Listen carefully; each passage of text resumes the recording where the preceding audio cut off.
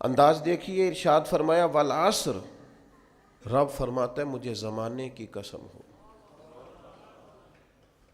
اللہ کو بھی قسم اٹھانے کی ضرورت ہے، مالک کریم کو بھی کیا حاجت ہے کہ وہ قسم اٹھائے، لیکن تاکید کر کے بات ذہن میں اتارنے کے لیے۔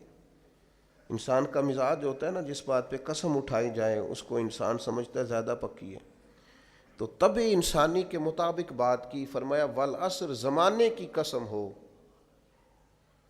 انسان کو پیدا کرنے والا رب قسم اٹھا کے انسان کی ایک بات کرتا ہے، والعصر، مجھے قسم ہو زمانے کی، ان الانسان لفی خسر۔ انسان کو پیدا کرنے والا رب فرماتا ہے بے شک انسان خسارے میں، گھاٹے میں، نقصان میں۔ لوگ اس کو کہہ رہے ہیں بڑا سیٹ ہے، لوگ کہہ رہے ہیں بڑا کامیاب ہے، یہ بھی کہہ رہا ہے اللہ کا بڑا شکر ہے، لیکن پیدا کرنے والا رب، انسان کو بنانے والا، اس کو جاننے والا رب فرماتا ہے مجھے زمانے کی قسم ہو یہ نقصان میں ہے۔ اور خسارہ، اس خسارے کو نہیں کہتے ہیں کہ لوگ کہتے ہیں میں نے کاروبار کیا تھا تو نفع نہیں ہوا، نقصان ہوا۔ خسارہ اس خسارے کو کہتے ہیں جو اصل مال بھی ضائع ہو جائے، راس المال بھی ضائع ہو جائے تو کہتے ہیں خسارہ ہوا ہے، یعنی اس کے پاس جو تھا اس میں بھی یہ خسارے میں کیا؟ یا اللہ سارے خسارے میں ہے؟ فرمایا نہیں، الا الذین آمنوا، جن میں 4 صفتیں پائی جائیں وہ نہیں خسارے میں۔ ان میں پہلی صفت یہ ہے کہ الا الذین آمنوا، بے شک وہ لوگ جو ایمان لائے، مگر وہ لوگ جو ایمان لے آئے، جن کا ایمان مضبوط ہو، جن کا عقیدہ ہو کہ اللہ ہمارا رب ہے، وہی پیدا کرنے والا ہے، وہی رزق دینے والا ہے، اسی کی تقدیر کا غلبہ ہے، رب کریم ذرے ذرے کو جانتا ہے، اللہ تعالیٰ نے جس حال میں رکھا ہے یہی حال میرے لیے بہتر ہے۔ انسان محنت پوری کرے، نتیجہ اپنے رب پہ چھوڑ دے، اسباب سارے جمع کرے، بھروسہ اپنے اللہ تعالیٰ پہ کرے، عقائد کے لحاظ سے پختہ ہو، اور پھر اس کا عقیدہ ہو کہ بعد از خدا بزرگ توئی قصہ مختصر، کائنات میں سب سے عرفہ والا، عظمتوں والے، شانوں والے، بلندیوں والے، رفتوں والے، کائنات کے امام، نبیوں کے امام، رسولوں کے امام، فرشتوں کے امام، محبوب مطلق اگر کوئی ہے تو جناب محمد رسول اللہ ہے صلی اللہ تعالی علیہ وسلم۔ سب سے اولا ہو اعلیٰ ہمارا نبی، سب سے بالا ہو اعلیٰ ہمارا نبی، اپنے مولا کا پیارا ہمارا نبی، اور دونوں عالم کا دھولا ہمارا نبی۔ نظریاتی پختگی حاصل ہو، عقائد پختہ ہو، ایمان میں عقائد پوری طرح داخل ہے، عقائد اہل سنت کا پابند ہو بندہ۔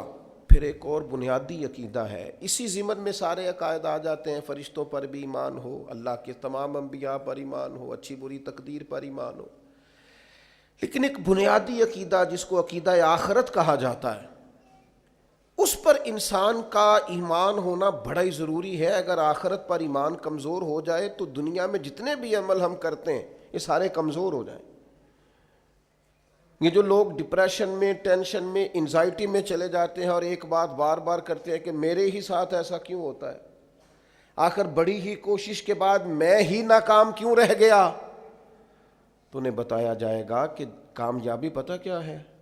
لا یستوی اصحاب النار و اصحاب الجنہ، اصحاب الجنت هم الفائزون، جنتی اور جہنمی برابر نہیں ہیں، کامیاب وہ ہیں جنہیں اللہ تعالیٰ نے اصحاب جنت بنایا ہے۔ جو جنتی ہیں وہ کامیاب ہیں، جس کو اپنی آخرت کے تعلق سے اللہ تعالیٰ نے فکر سلیم دی ہے، راہ ہدایت دی ہے، اعمال حسنہ پر استقامت دی، اور وہ سمجھتا ہے کہ میں محنت اپنی آخرت کو ٹھیک کرنے کے لیے کر رہا ہوں، جد و جہد میری اپنی قبر کے لیے، حشر کے لیے، آخرت کے لیے۔ آخرت پر جس بندے کی توجہ ہے وہ بندہ کامیاب ہے۔ اس لیے دنیا میں اگر دنیاوی طور پر کوئی ناکامی آ بھی جائے تو کوئی اتنی بڑی ناکامی نہیں ہے، اس لیے کہ اصل کامیابی آخرت کی کامیابی۔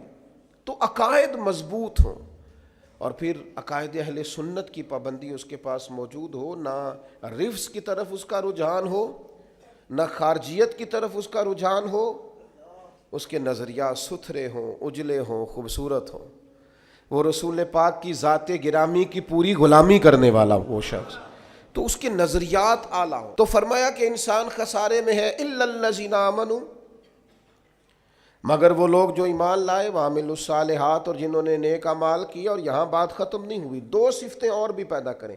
یہ دو باتیں ان کی اپنی ذات تک تھیں، آمنوا وعملوا الصالحات، یہ دو باتیں ان کے اپنے لیے تھیں۔ اب وہ سوسائٹی کو کیا دیں؟ دو کام معاشرے کے لیے بھی کریں، وتواصوا بالحق، حق بات کی نصیحت کریں وہ معاشرے میں، خیر کی بات کی نصیحت کریں، وائرل باتیں نہ کریں۔